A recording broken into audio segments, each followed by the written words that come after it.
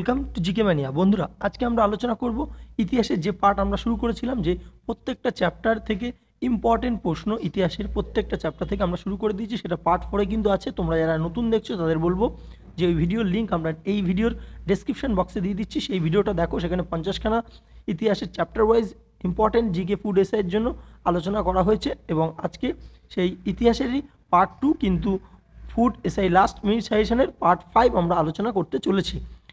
এই ভিডিওটা তোমরা পুরোটা দেখো, তাহলে তোমরা ইতিহাস যে পড়েছো প্রত্যেকটা চ্যাপ্টার থেকে ইম্পর্টেন্ট কোশ্চেন বাদ দিয়েছো কিনা সেটার একবার তোমাদের রিভিশন হয়ে যাবে। এর পরবর্তী ভিডিওতে কিন্তু আমরা সায়েন্সের চ্যাপ্টার ওয়াইজ নিয়ে আলোচনা করব। সেই চ্যাপ্টার ওয়াইজ যদি তোমাদের প্রয়োজন হয় অবশ্যই এই ভিডিওর নিচে কিন্তু কমেন্ট করবে। তাহলে শুরু করব। বলছে 51 নম্বরটা বলছে কি, মৌর্য বংশের প্রতিষ্ঠাতা কি? চন্দ্রগুপ্ত মৌর্য। চন্দ্রগুপ্ত মৌর্য কবে সিংহাসনে বসেন? খ্রিস্টপূর্ব 324 অব্দে। মেগাস্তিনিস কে ছিলেন? চন্দ্রগুপ্ত মৌর্যের সভায় গ্রিক রাজদূত কিন্তু ছিলেন মেগাস্তিনিস। সাতবাহন বংশের প্রতিষ্ঠাতা কে ছিলেন? শিমুক। শিমুক ছিলেন সাতবাহন বংশের প্রতিষ্ঠাতা। দক্ষিণাপতি অধিপতি ধারণ করেছিলেন কে? গৌতমী পুত্র সাতকর্ণী গোদাবরী উপত্যকা জয়ের পর কিন্তু ইনি এটা ধারণ করেছিলেন। গুপ্ত বংশের প্রতিষ্ঠাতা কে? শ্রীগুপ্ত। প্রথম চন্দ্রগুপ্তের স্ত্রীর নাম কি? কুমার দেবী। গুপ্তাব্দ শুরু হয় কবে? 320 খ্রিস্টাব্দে। ক্রমাঙ্ক উপাধি কে যে গুপ্ত সম্রাট ধারণ করেছিলেন তিনি হচ্ছে সমুদ্রগুপ্ত। প্রাচীন ভারতের সুবর্ণ যুগের অগ্রদূত বলা হয় কাকে? সমুদ্রগুপ্তকে বলা হয়। আচ্ছা, নেক্সট কি বলছে? ভারতের নেপোলিয়ান কাকে বলা হয়? সমুদ্রগুপ্তকে। কে বলেছিলেন? স্মিথ, ঐতিহাসিক স্মিথ, ভিনসেন্ট স্মিথ। আচ্ছা, বিনা বাদনরত অবস্থায় যে গুপ্ত সম্রাটকে মুদ্রাতে দেখা যায় সেটা হচ্ছে সমুদ্রগুপ্ত। দ্বিতীয় চন্দ্রগুপ্তের কন্যার নাম কি ছিল? প্রভাবতী। দ্বিতীয় চন্দ্রগুপ্ত কাকে বিবাহ করে সিংহাসনে বসেন?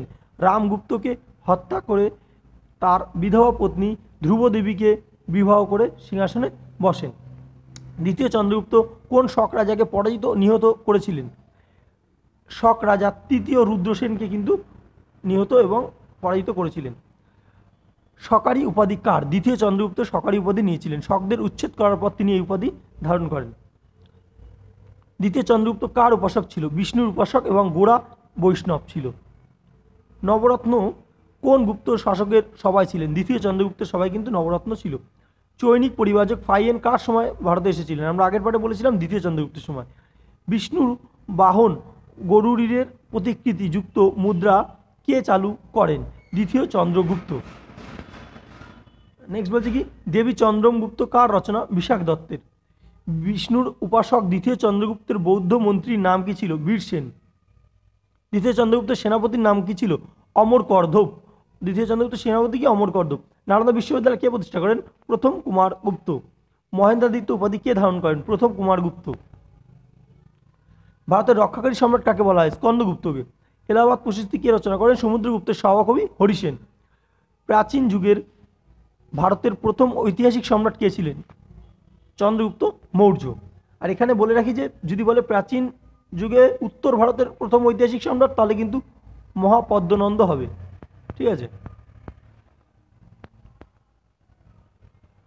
গুপ্ত যুগের শ্রেষ্ঠ কবি কে ছিলেন? কালিদাস। শ্রেণিক উপাধি কে নেন? বিম্বিসার। আর কুনিক কে নিয়েছিল? কুনিক নিয়েছিল অজাতশত্রু, বিম্বিসারের ছেলে। কুনিক উপাধি কে নেন? অজাতশত্রু। শকাব্দ শুরু হয় 78 খ্রিস্টাব্দ থেকে। গান্ধার শিল্প কোন যুগে বিকশিত হয়? কুষাণ যুগে। শশাঙ্কের রাজধানী কী ছিল? কর্ণ সুবর্ণ। জনপদীয় যুগে এলাহাবাদ কী নামে পরিচিত ছিল? বৎস। খুবই ইম্পর্টেন্ট প্রশ্ন। তাহলে এলাহাবাদ কী নামে পরিচিত? বৎস। জনপদের যুগে দিল্লির কী নাম ছিল? কুরু। পারস্পরিক প্রতিদ্বন্দ্বিতা শেষ পর্যন্ত কোন জনপদ শ্রেষ্ঠত্ব অর্জন করে? মগধ। মহাপদ্মনন্দকে উত্তর ভারতের প্রথম ঐতিহাসিক সম্রাট কে বলেছিলেন? আমরা একটু আগে বললাম কে বলেছিলেন, এবার বলছে আর কে মুখার্জি। ঠিক আছে, আর কে মুখার্জি কিন্তু বলেছিলেন। কার শাসনকালে সুদর্শন হ্রদ খনন করা হয়? এটা খুবই ইম্পর্টেন্ট প্রশ্ন। মৌর্য, চন্দ্রগুপ্ত মৌর্য। ঠিক আছে, অনেকবার পরীক্ষায় দিয়েছে। সুদর্শন হ্রদ খনন করা হয় চন্দ্রগুপ্ত মৌর্যের শাসনকালে। সুদর্শন হ্রদ খনন সংক্রান্ত তথ্য কোন লিপিতে পাওয়া যায়? জুনাগড় লিপিতে। প্রাচীন ভারতের মেকিয়াভেলি কাকে বলা হয়? চাণক্য বা কৌটিল্যকে। এটা কিন্তু প্রাচীন ভারতের বলেছে। ঠিক আছে, আর যদি ভারতের মেকিয়াভেলি বলে তাহলে কিন্তু নানা ফড়নবিশ। প্রাচীন বলে দিলে চাণক্য বা কৌটিল্য। রাজ্যবর্ধনকে হত্যা করেন কে? শশাঙ্ক। শশাঙ্কের মৃত্যুর পর বাংলায় অরাজক অবস্থাকে কি বলা হয়? মাৎসন্যায়। হর্ষবর্ধন কত খ্রিস্টাব্দে সিংহাসনে বসেন? 606 খ্রিস্টাব্দে 16 বছর বয়সে কিন্তু সিংহাসনে বসেন। হর্ষবর্ধনের রাজধানী কোথায় ছিল? কনৌজ। শিলাদিত্য কার উপাধি? হর্ষবর্ধনের উপাধি হচ্ছে শিলাদিত্য। হর্ষবর্ধন দক্ষিণ ভারতের কার কাছে পরাজিত হন? দ্বিতীয় পুলকেশীর কাছে, কিন্তু নর্মদা নদীর তীরে দ্বিতীয় পুলকেশীর কাছে হর্ষবর্ধন পরাজিত হন। হিউয়েন সাং কার আমলে ভারতে আসেন? হর্ষবর্ধনের সময় ভারতে আসেন। হর্ষচরিতের রচয়িতাকে? হর্ষচরিতের রচয়িতা হচ্ছে হর্ষবর্ধনের সহকবি বাণভট্ট। বৌদ্ধদের কাছে কোন রাজা পরিব্রাজকদের রাজা বলে গণ্য হতেন? হর্ষবর্ধন। ঠিক আছে, আচ্ছা নেক্সট বলছে দেবতার কাছে হাত বাড়িয়ে প্রসাদ গ্রহণের মুদ্রাটি কোন গুপ্ত রাজার? দ্বিতীয় চন্দ্রগুপ্ত। এটা কিন্তু খুবই একটা আনকমন প্রশ্ন। সুদর্শন হ্রদের বাঁধ কে মেরামত করেন? রুদ্রদমন। তাহলে তৈরি করেছিল চন্দ্রগুপ্ত মৌর্য আর মেরামত করেছিল রুদ্রদমন। এই কোশ্চেনটা নিয়ে অনেকের কনফিউশন থাকে, তাই বলে দিলাম। কার সম্মানে হর্ষবর্ধন কনৌজের ধর্মসভার আয়োজন করেছিলেন? Hiuen Tsang. হিউয়েন সাংয়ের ভ্রমণ বৃত্তান্তটির নাম কি? সিইউ কি? পৃথ্বীরাজ রাসো গ্রন্থটি কার লেখা? চাঁদ বরদৈ। গ্রহবর্মণের মৃত্যুর পরে অবন্তী বর্মন কনৌজের সিংহাসনে বসেন। অবন্তী বর্মন কার আশ্রিত রাজা ছিলেন? শশাঙ্কর। কাকে পঞ্চভারতের অধিপতি বলা হয়? হর্ষবর্ধনকে। হিউয়েন সাং বলেছিলেন। ঠিক আছে, পঞ্চভারতের অধিপতি, এই প্রশ্নটা কিন্তু একটা আনকমন প্রশ্ন, পড়ে রেখো। পঞ্চভারতের অধিপতি। কনৌজের ধর্মসভা কতদিন চলেছিল? 18 দিন চলেছিল। কনৌজের ধর্মসভা 18 দিন চলেছিল। হর্ষবর্ধন কাকে উড়িষ্যার 80টি গ্রাম দান করেছিলেন? বৌদ্ধ পণ্ডিত জয়সেনকে কিন্তু হর্ষবর্ধন 80টি গ্রাম দান করেছিলেন। আচ্ছা, বর্তমান শাক্যমুনি নামে কে পরিচিত? Hiuen Tsang. খুবই ইম্পর্টেন্ট প্রশ্ন, শাক্যমুনি নামে পরিচিত হিউয়েন সাং। আচ্ছা, এই কটা পাঠ আমরা এই পাঠে আলোচনা করলাম। আমরা পরবর্তী পাঠ আজকে রাতের মধ্যে নিয়ে আসছি।